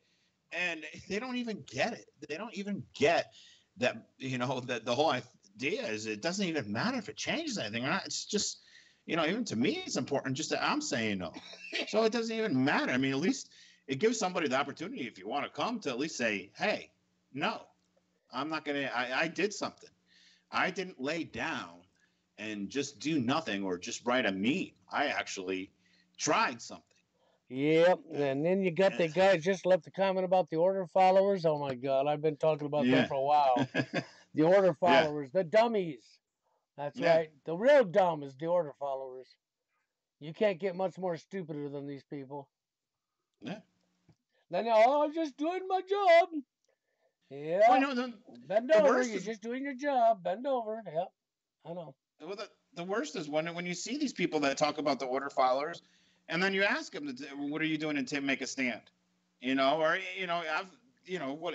Even if they're not in the Sandy Hook area, or you can go to your local police department and ask them to sign this paper that says, hey, this local police department commits to not being part of any false flags or any FEMA event or cap zone event, and to receive no grants for creating a exercise that looks like a real event. I mean, people could do something everywhere they are, so there's no excuse. That's it. You can leave your home. You can go. I know. So you're walking into the law enforcement center and asking them if they would be willing to do this. Well, probably the worst they could say is no. People. Yeah, it probably they're going to say no. People. They're going to say no, but at least you did something and you made the local police be aware that you have knowledge of these things. So if they did something, well, they might even want to rethink it because there's people in the community that understand this. And that can make a difference, not whether or not they even signed it or not. It's just the fact that they know that there's people out there that are watching this and are willing to say something about it. Imagine if just one person in every single town, I said this before, in the United States, just walk down and because they're all going to say no or whatever, but if they just asked, and there probably will be one or two police chiefs that actually sign it and say, yeah, it was bullshit, but imagine the difference it would make if just one person in every town went to their local police department and said that. You know how many towns would be rethinking what they're doing when they're getting involved in these things? It can make a difference. But people aren't even willing to do that. Never mind trying to get them to come to the Sandy Hook protest. They're not even willing to, do something like that. Well, that's why I said that's why I said what I said yesterday when I posted that video up or whenever that was. Okay, that I'm thinking about it. And the truth is nobody's doing nothing about nothing. And the only people I see that's even remotely fighting back are people like Jerry, myself, Zach, and and there are very few of us that are fighting back. And Jerry, well, like I said, when these people are cutting him down, I'll tell you what, he's doing a hell of a lot more than most of everybody else is. Well, that's the problem. That's their whole problem why they're cutting it down. And it's people don't feel comfortable that their complacency is not good enough, and they don't want to hear it. They don't want to hear that they actually might have to do something to change something. So they're going to fight like hell to make, anything that is doing something, look negative or, make them feel comfortable that, that they don't have to do it. It's all about people's complacency and compliance. They don't want to actually have to get out of their basement, out of their living room, out of their wherever, out of their tree fort, whatever. They don't want to actually have to do something. So they're going to belittle anything that, sounds like somebody's doing something because it's going to make them feel like, oh, they didn't do nothing. Well, yeah. I'm glad it's making people feel like they didn't do something because they're not doing anything. So, exactly. My thing is I would love to join Jerry for that protest. I really would. I told Jerry, I can't promise it. Finances, and as far away as I live, that finances is probably going to tell me no, I can't. But, but like I said, I can leave my house. I can print some flyers. Yeah. I can be out there on the freaking streets and go to freaking Target, go to New World Order store, Wally World, and, I can go places and I can pass these flyers out. I can walk into the local cop shop and hand them a flyer about Sandy Hook. Well, yeah, and nobody has to make this a full-time job. Just do something. A half hour out of your day in a month or once. Just a couple minutes out of your day once. Not even again, not even have to do it ever again, just doing something once. But if if we're ever going to change things, you got to start with getting off your butt, leaving your house, and doing something. And Zach, like Zach says, take over the media. That's that is a super great idea, right? Overthrow it and taking over mainstream media needs to happen. Just like the revolution needs to happen. But first off, we got to get these people willing to get off their ass and quit being scared. Well, it's, on one other way to even just start taking over the media, going down to your local newspaper if you don't want to go to your police station or to your local TV station, and ask them that you understand that there's many local stations or local newspapers that have been part of promoting the propaganda of false flags or whatever. And I would like you to commit to being a newspaper or a TV station or a radio station that won't be complicit with it. And like I said, they're all going to say no, but the point is you just did something. You made these people aware that there's people out there that are aware, and they have to rethink that. And if somebody hears about you doing it, what if another person does it? And then what if another person does it? Then what if another person does it? And nothing is going to start until somebody actually does something. I've seen Scythor get out there and get in people's faces. you know, that's He can't that's even one give person. away. He can't even give away $100,000. Well, you know, that's the crazy part. I mean, we've become such a brainwashed world that just does what they're told. You know, and if you really, you know, here's the crazy thing is the more we research these things, I mean, Bill, how many times have we come across stuff that just like Robert Mueller's wife Ann Standish being related to Miles Standish, part of all the Pilgrim Society, that the stuff is right there in front of your face. They hide it in plain sight, and you know and this is the crazy thing, Bill. I mean, I've talked about all right, we talked about Robert Mueller and Ann Standish being in the Pilgrim Society for a week now. All right, it's been going on a couple of years that I've talked about the U.S. Army Civilian Affairs and the Psychological Command units being involved in these moulage trucks and these false flags. And, I've talked about the Water Tunnel number 3 and how it was tied to 9/11. All things that I have never once heard anywhere else. And they're all super important parts of what's going on. Yeah. I mean, the Ann Standish thing or whatever, that secret society, maybe that's not super, super important. I mean, it's kind of important because, I mean, that group tried to overthrow America once before. So, yeah, I guess it is kind of important. But, like there's certain key elements that unless it's talked about by some, big person that's a shill and promoted that way, it never gets any traction. And, anything important never gets any traction. And it just blows my mind that, people call themselves awake out there when there's so many answers out there that are right in front of their faces. They just don't get it. And then when they do get it, they're still jumping on, oh, Trump's going to save us from the New World Order. Oh my God, I know. Why don't you look at, Google, Trump Towers and see the giant upside down pyramid that's, is written out in 666 right on the front of this building. And you think he's going to save us from the New World Order? Yeah, right. He's going to save you from the New World Order, right? He's part of the New World Order. It blows my mind. I mean, he's got all these people in his cabinet that are tied to more New World Order shit than freaking, I don't know, than freaking almost Obama. Yeah. And people don't even get that. We would all listen. I would love for Trump to be like saving us from the New World Order. I would love for all that stuff to happen. But just because I would love for it to happen doesn't mean that I should go along with it when I know that's not the case. When the evidence points you to go to, in this direction, and the evidence, no matter which way you look at it, keeps on pointing you in a certain direction, you have to follow the evidence. And the evidence is right there. Freaking Trump's got Zeus paintings on his ceiling. Zeus, the New Suez Canal Company and everything else that's been involved in all these false flags. Suez backwards is Zeus. They've been having so much Zeus symbology and all these false flags, and the guy's got the shit painted on the ceiling. Well, it's like today on Facebook. I've got a post that's been up a couple of days. It says, collecting rainwater is now illegal in many states, which is true, right? Share of this needs to change. Then I have a guy that comes up and says, I don't get it.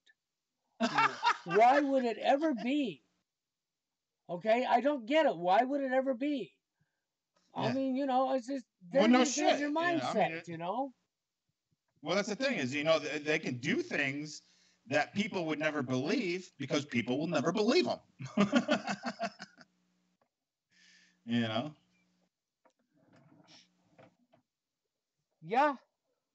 If people are they've lost it.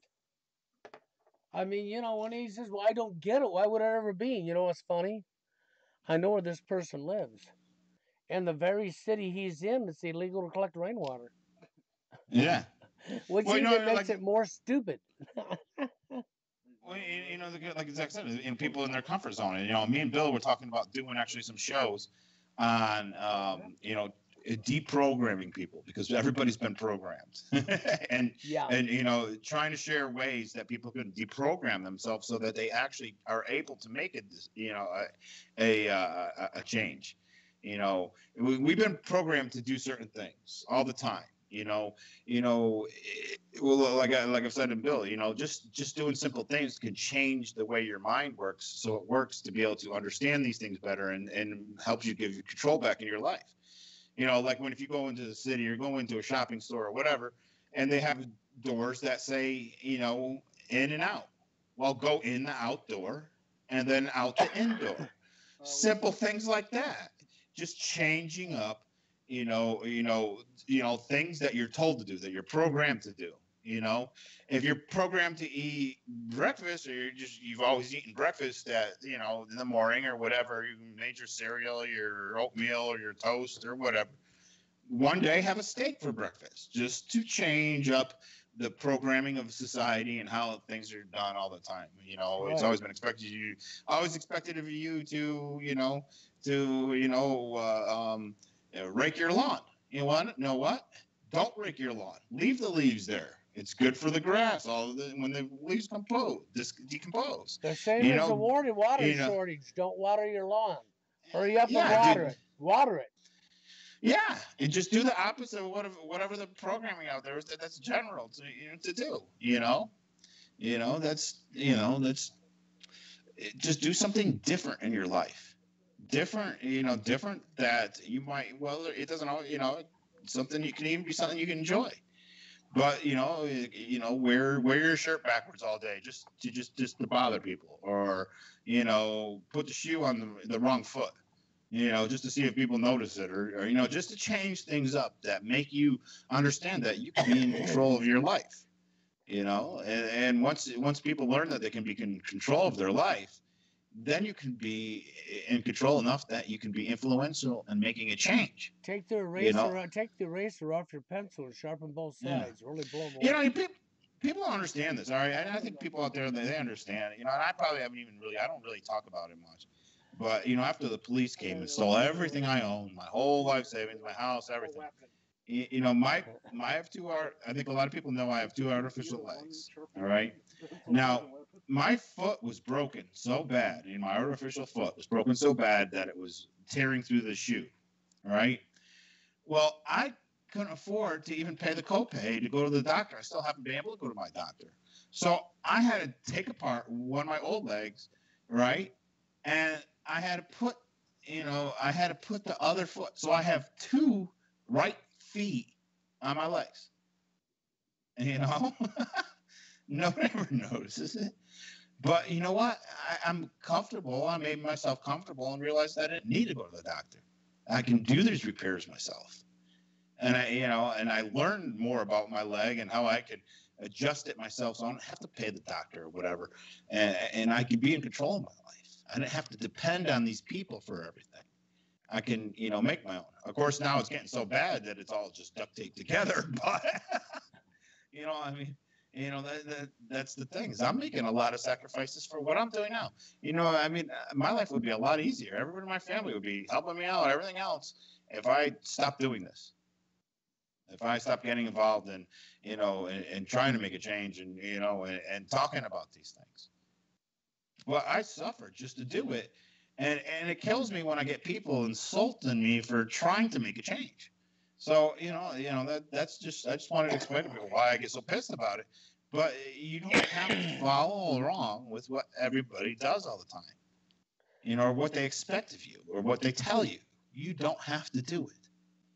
People talk about natural law rights and everything else. Part of that is being in control of your life and being in control of yourself. And you have a responsibility, ability to do the right thing and do good. But, don't talk about the shit unless you're willing to do something about it. And I hate to say that. Why even put a meme out there? Why uncover any part of this hoax or that hoax or whatever? Why, find out something fascinating that's so incriminating to these people or that people, if you're not willing to do a goddamn thing about it. Well, it is, because if people had done something about anything at all, look how long ago it was that 9/11 happened. We're in 2017 now. Is there anybody been brought to prosecution for it? No. They talk about all these indictments and everything else. All right, sure, okay. There still hasn't been any evidence of it. I've looked around. I haven't found any legitimate evidence. A lot of people saying here and there. But let's go back to that whole thing with Robert Mueller being the FBI director during the attack. And I wouldn't even call it attack because it was basically a conspiracy. I mean, now it's not really an attack when you attack yourself. Whether you call them the Zionists or whether it's Mossad or whether whoever, it's the same group. So it's they're attacking our system themselves in a way. So it's not it's not an attack. But Trump brought him back into the investigating show. So I mean, it's all bullshit. It's all a big show. They're not going after the real criminals. Bullshit. That's right. Bullshit. It's the days They of our are life. the real criminals. The higher ups are. The Secretary of State. I forgot what I read. It was almost every Secretary of State that we've had, and Canada has had, and the Secretary of State actually almost has more power because they're a signatory to so much than the president, has been part of the Pilgrim Society.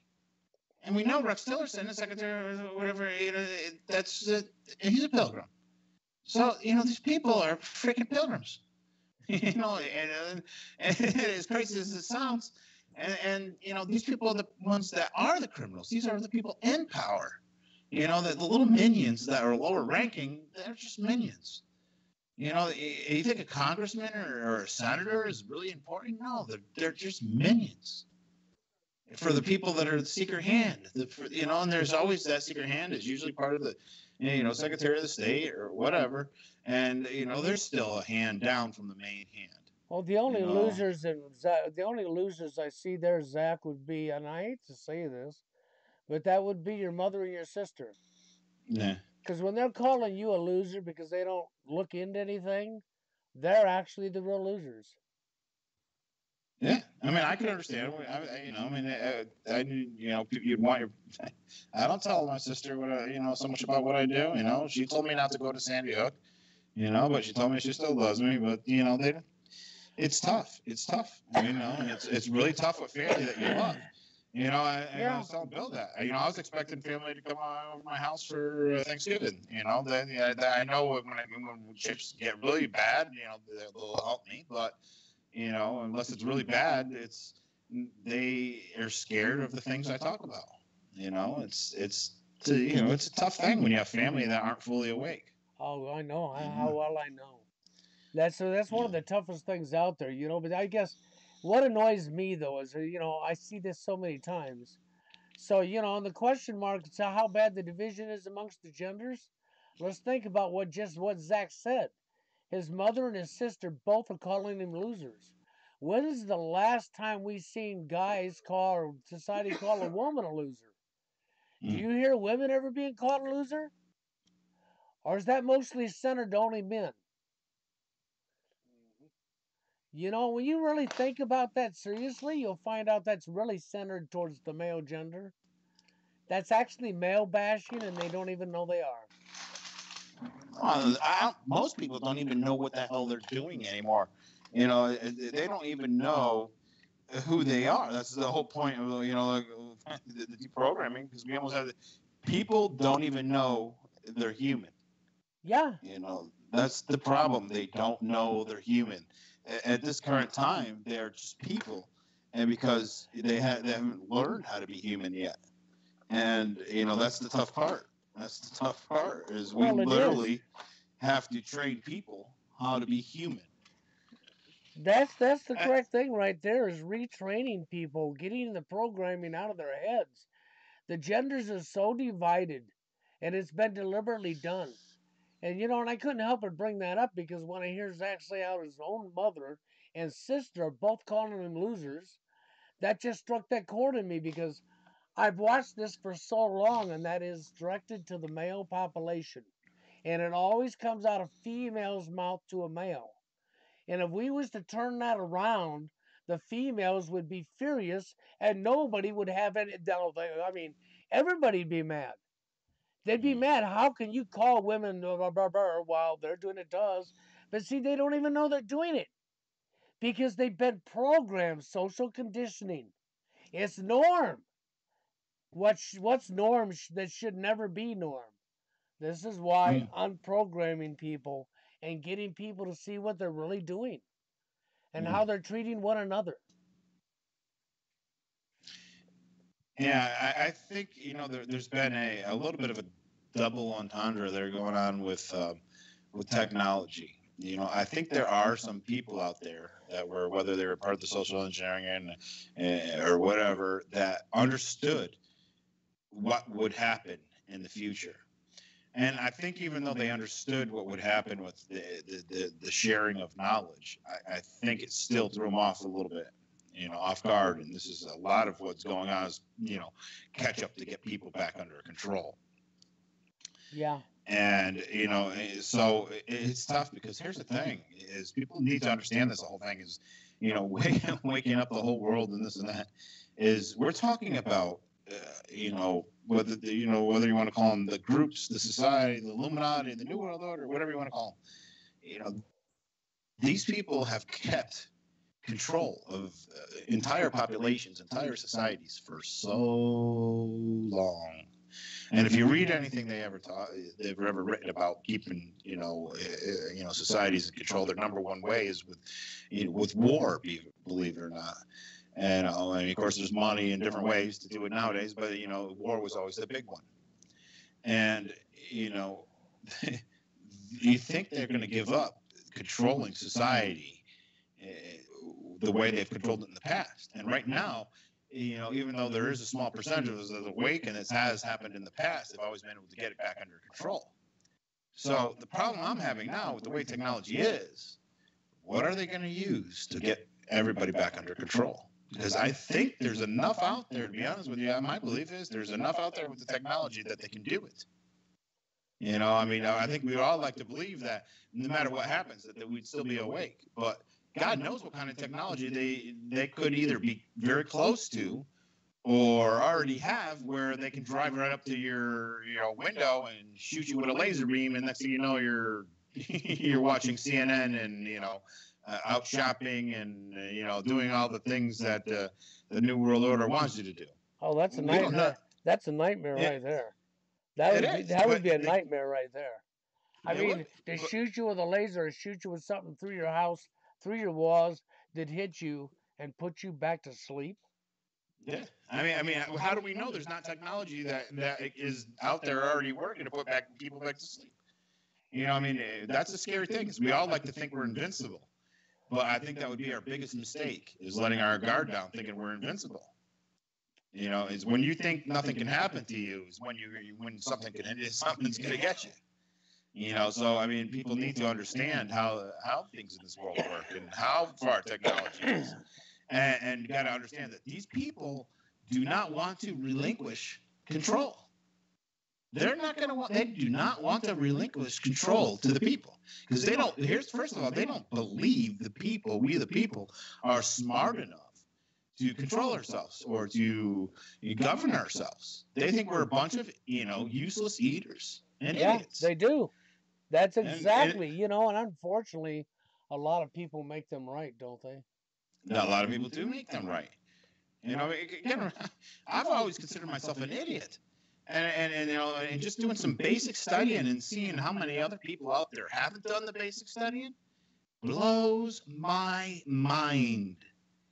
Blows my mind that some of the basic stuff that's out there, whether it doesn't matter what it's about, just the basic information on things, and they have no clue what they understand. I'm not saying I'm truly enlightened and I know everything. I'm just saying, holy shit. How do they not know about this or that or anything else, and why they're making these certain decisions and about these, studies and those studies? If you're going to talk about something, you should know, where that idea came from. Why? I always said it's like one of the greatest things that ever happened to me is, like, in school, I used to have trouble with, with algebra or this and that. And then, when I woke up, and I started reading, like, I come across, some of the mathematicians and, why they came up with different formulas and, who they were. Man, it made me understand these different things so much better. I started studying botany, and I started learning in botany and how much botany, if you want to learn language, study botany. If you know, there's so much in world languages that actually root back another root, you know, like a root word, root back to so many things that have to do with, you know, plants and, you know, different things in the botany world. So I mean, you know, that's something I would have never learned, you know. Yeah. And it just fascinates me what people research. You know, it's great. You know, it's great that you know these different things about these false flags and whatnot. But you know, you got to understand, you know, what's behind this stuff, what's lurking behind it, and why certain things are done certain ways. If you don't understand that, what the hell? Well, You know? that's it. And this person here was talking about what you were talking about, that weapon that if they could just point it at you and put us back to sleep. And and he says he thinks that was what the 5G may be able to do.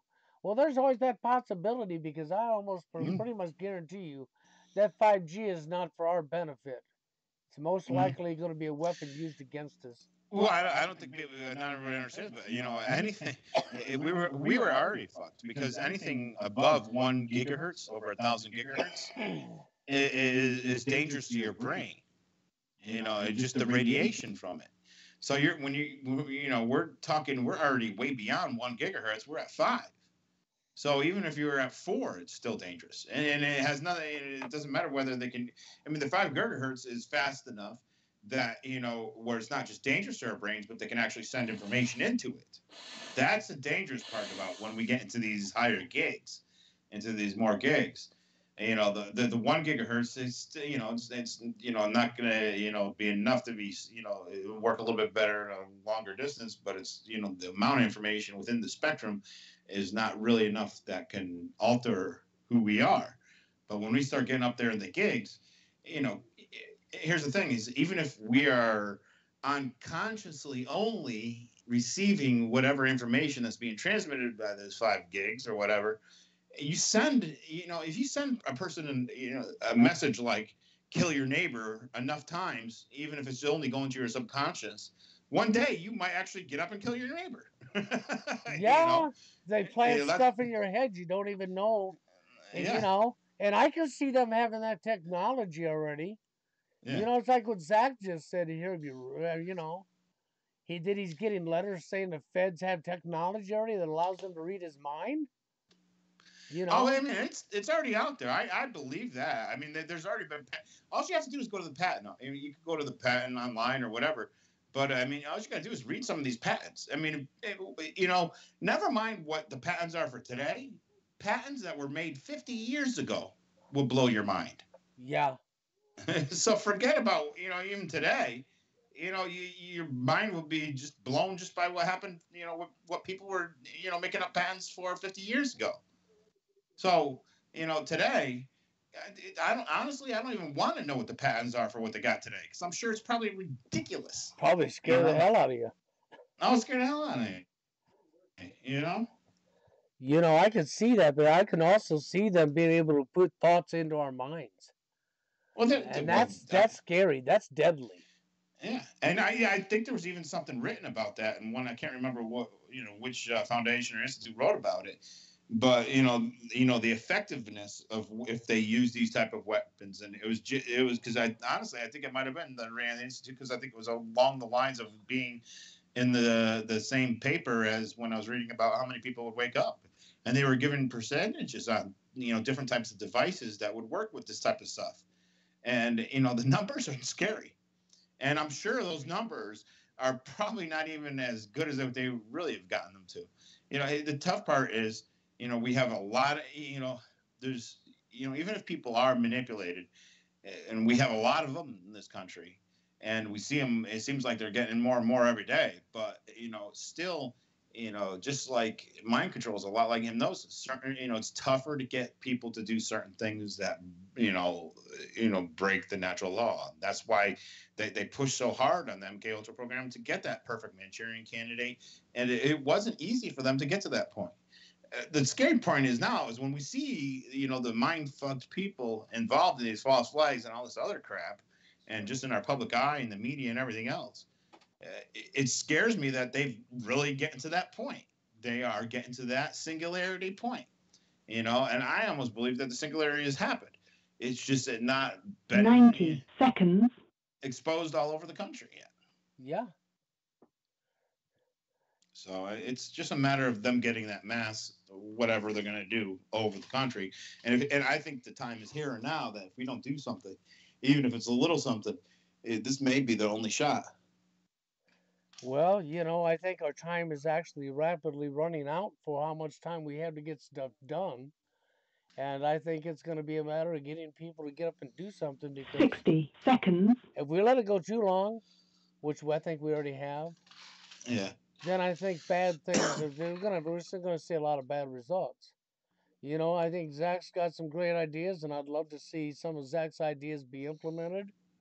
And I would love to be right there to stand with him and to go do this stuff. But I think that we're going to have to step it up and get it done soon, because if we don't, I don't think we may not stand a chance of ever getting it done. And then at the same time, I have to go back. How are we going to get it done? Because we got to be people to be willing to get up off their butt and go join us to do it.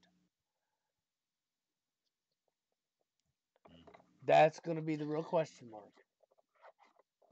Yeah, well, I'm not past begging, so. 10 seconds. The radio show's part's over. I'm going to let Jerry decide if he wants to stay up here live for a while longer or what, but that'll be up to Jerry here. Yeah, I got to get it back to a few people. But me and Bill are working on something, and we're going to have some exciting things coming this week. Yep, okay. Well, then with that being said, I appreciate you guys being here, and thank you all. And we'll plan on being back here Sunday again, next Sunday with Jerry. And I'll be back here tomorrow night with TFL topics. And outside of that, unless something comes up, Jerry and I decide, then we'll let you know. We might come up again during the week live, but that'll be sort of, we'll just play it by ear. But Good night, everybody. Yep, good night, guys.